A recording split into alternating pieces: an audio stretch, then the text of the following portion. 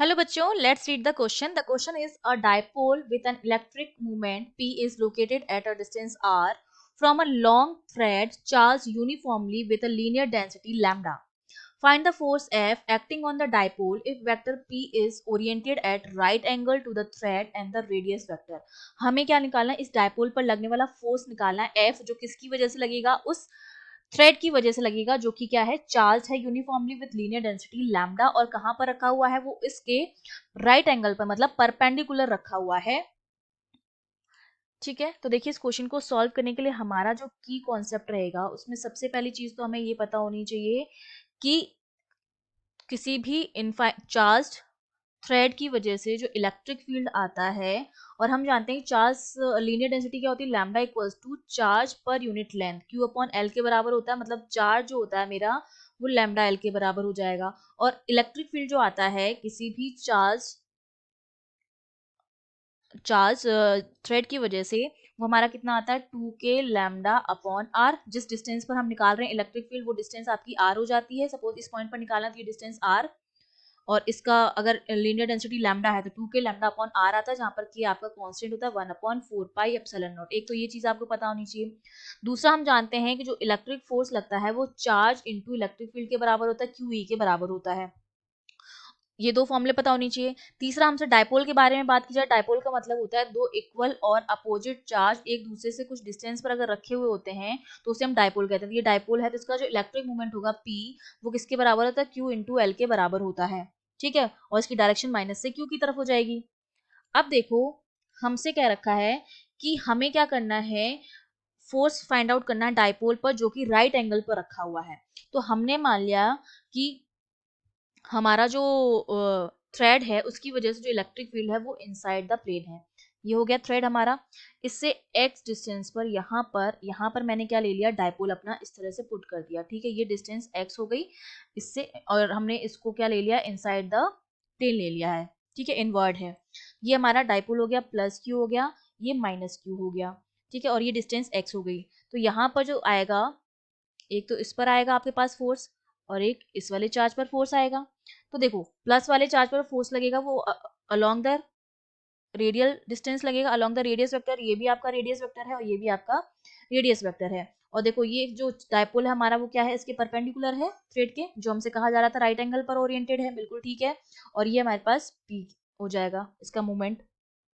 ठीक है, तो इस पर फोर्स इस डायरेक्शन में लगेगा, जो कि किसके बराबर होगा? QE के बराबर होगा। और हम जानते हैं कि हॉरिजॉन्टल के साथ जो एंगल बना रहा है वो यहाँ पर थीटा है, तो इसके दो कंपोनेंट हो जाएंगे। एक तो इस डायरेक्शन में QE cos थीटा, और एक इस डायरेक्शन में हो जाएगा जो हमारा क्या होगा? QE साइन थीटा हो जाएगा। ठीक है, सिमिलरली माइनस क्यू पर जो फोर्स लगेगा वो इस तरफ लगेगा, माइनस पर जो फोर्स लगता है उस तरफ लगेगा, जो कि किसके बराबर होगा? QE के बराबर होगा। सिंपली हॉरिजॉन्टल के साथ यहाँ पर भी जो एंगल होगा वो कितना हो जाएगा? थीटा हो जाएगा। तो इसके भी आपके पास क्या हो जाएंगे? दो कंपोनेंट्स हो जाएंगे, एक साइन थीटा का, एक कॉस थीटा का। तो इस तरफ तो आपका हो जाएगा QE cos थीटा, और यहाँ पर आ जाएगा इस डायरेक्शन में आपका हो जाएगा QE साइन थीटा। ठीक है, तो ये हमारे पास आ गए हैं। तो अगर मैं x डायरेक्शन में अगर मैं बात करूं, तो x डायरेक्शन में ये दोनों अपोजिट डायरेक्शन में, ये देखिए QE cos थीटा इसका इस तरफ है और इसका QE cos थीटा इस तरफ है। तो x डायरेक्शन में नेट फोर्स 0 आएगा। ठीक है, दोनों एक दूसरे को कैंसिल आउट कर देंगे। अब हम बात करेंगे y डायरेक्शन की। तो y डायरेक्शन में दोनों जो है वो सेम डायरेक्शन में, इसका भी QE sin थीटा ऊपर की तरफ है, इसका भी QE sin थीटा ऊपर की तरफ। तो ये कितना हो जाएगा?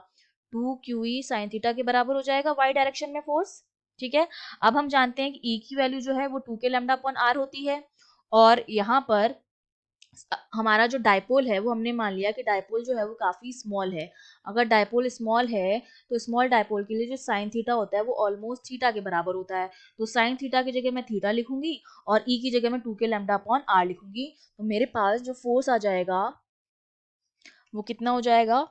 2q, ई की value 2k lambda upon r into theta. अब देखो थीटा कितना आएगा मेरे पास? थीटा की अगर वैल्यू निकालूं तो देखो, ये अगर सपोज आर्क है, ये एंगल थीटा माना था हमने, ये एंगल थीटा। ठीक है, तो ये टोटल एंगल 2 थीटा के बराबर हो गया। तो 2 theta into this radius vector, और इन दोनों के बीच की जो लेंथ है वो l हमने मानी थी, ये प्लस क्यू माइनस क्यू के बीच की लेंथ। तो 2 theta into this radius vector वो लेंथ के बराबर हो जाएगा l। ये मेरा इक्वेशन नंबर 1 हो गया। इक्वेशन 1 से अगर मैं थीटा की वैल्यू निकालूं तो मेरे पास कितनी हो जाएगी, l/2r के बराबर आएगी। दूसरा हम जानते हैं कि जो इलेक्ट्रिक मोमेंट p होता है वो q इंटू एल के बराबर होता है। ठीक है, तो यहाँ से अगर l की वैल्यू मैं निकालूं तो l जो मेरा आएगा वो किसके बराबर आएगा, l जो आएगा वो p/q के बराबर आएगा। ठीक है, तो ये तो थीटा की वैल्यू रखेंगे। इस थीटा की वैल्यू में अगर मैं l की वैल्यू पुट कर दूं तो मैं यहाँ थीटा लिख सकती हूँ, l की जगह p/q हो जाएगा। और तो ये हमारा कितना बन जाएगा थीटा, यहाँ पर अगर इस थीटा में वैल्यू पुट कर दूं तो थीटा मेरा फाइनली कितना हो जाएगा, l की जगह p/q/2r। ठीक है, ये बन जाएगा हमारा थीटा। यहाँ पर थीटा की हम वैल्यू पुट कर देते हैं। ये हो जाएगा Fy equals to 2q dot 2k lambda upon r into p upon q into 2r। ठीक है, तो आपका देखो 2 से 2 कैंसिल, q से q कैंसिल, ये आपका कैंसिल आउट हो गया। तो आपके पास यहाँ कितना बचा, 2k लैम्डा p अपॉन नीचे आपका बच गया ये r और ये r स्क्वायर हो गया हमारे पास। तो नेट फोर्स जो हमारे पास आया है वो इसी के बराबर होगा, एफ नेट जो होगा इस एफ वाई के ही बराबर आएगा, क्योंकि एक्स एक्सिस में तो 0 है हमारे पास फोर्स। तो ये हो जाएगा 2 लैम्डा पी अपॉन, और के की वैल्यू क्या होती है 1/4 पे एप्सिलॉन नॉट, तो 4 pi epsilon naught R square. ठीक है, अगर इसको और मैं सिंप्लीफाई करना चाहूँ तो ये 2 से 2 कैंसिल आउट हो जाएगा, ये हमारे पास हो जाएगा lambda P upon 2 pi epsilon naught R square. ये हमारे पास क्या आ गया है, फोर्स आ गया है डाइपोल पर। ठीक है, अगर हमारा वेक्टर p जो है वो राइट एंगल पर है थ्रेड से and the radius vector. I hope you understood well, all the best.